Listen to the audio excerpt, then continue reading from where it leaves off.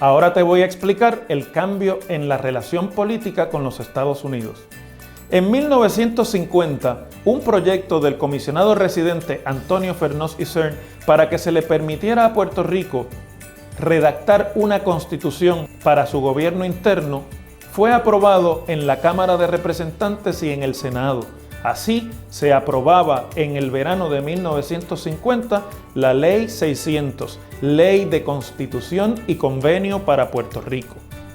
A partir de la Ley 600 se estableció un proceso para redactar la Constitución de Puerto Rico. Se dispuso la elección de una convención constituyente compuesta por delegados escogidos por el pueblo que se encargarían de escribir el documento.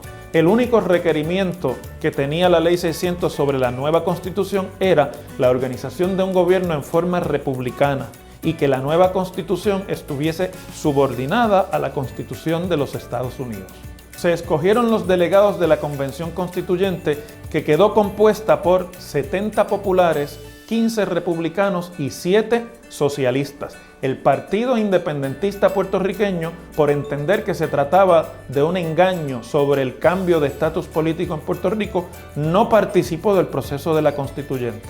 Igualmente, el Partido Nacionalista de Pedro Albizu Campos, entendiendo que esto podía establecer un rumbo definitivo a la situación colonial de Puerto Rico, no solamente boicotearon el proceso, sino que se activaron en su lucha armada para conseguir la independencia de Puerto Rico. La Convención Constituyente comenzó a trabajar en 1951. Y el 6 de febrero de 1952 se aprobó en la Convención el documento de la nueva Constitución, que según las disposiciones de la Ley 600 tenía que ser aprobada por el pueblo en referéndum. El referéndum se llevó a cabo y se aprobó abrumadoramente por los participantes. Referéndum quiere decir la consulta que se le hace al pueblo para su... Es importante destacar que en esos referéndums la participación fue menor al 60%. La Ley 600 también requería que el Congreso de los Estados Unidos diera su aprobación a la nueva Constitución. De esa forma, la Cámara de Representantes Federal dio su aval enteramente al documento y recomendó su firma por el presidente de los Estados Unidos.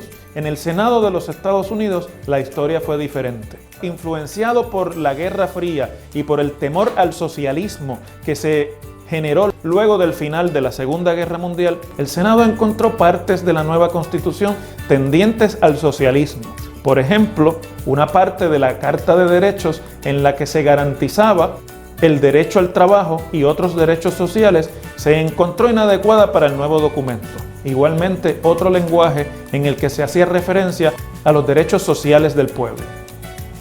El Senado de los Estados Unidos no prestó su aval a la Constitución hasta que no se cambiase el lenguaje que entendían muy socialista. Se dispuso entonces que la Constitución regresara a Puerto Rico para ser enmendada por la Convención Constituyente y que el referéndum para aprobar las enmiendas se llevase a cabo en conjunto con las elecciones que serían en noviembre de 1952.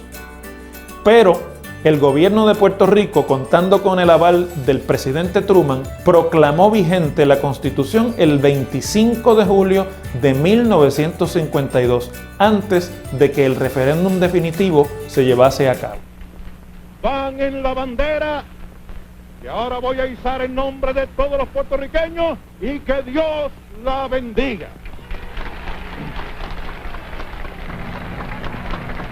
Así, la fecha de la invasión de 1898 quedó para siempre borrada en nuestra historia y ahora se conmemora como la fecha de nuestra Constitución.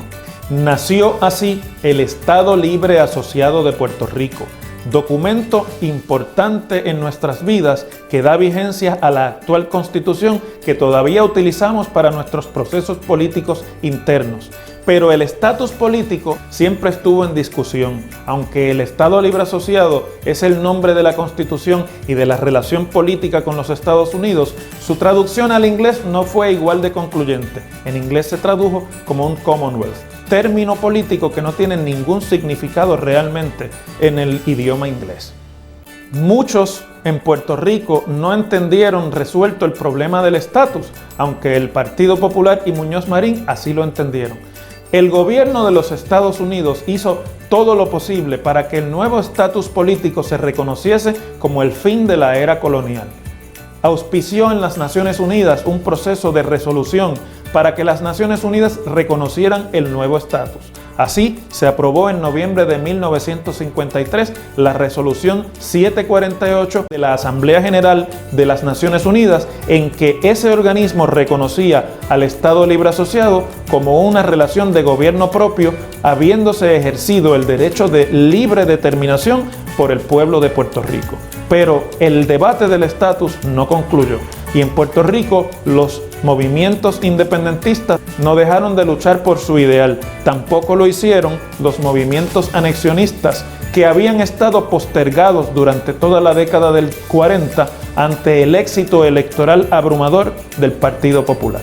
En el próximo vídeo te cuento cómo fue la reacción de los partidos y los movimientos de oposición.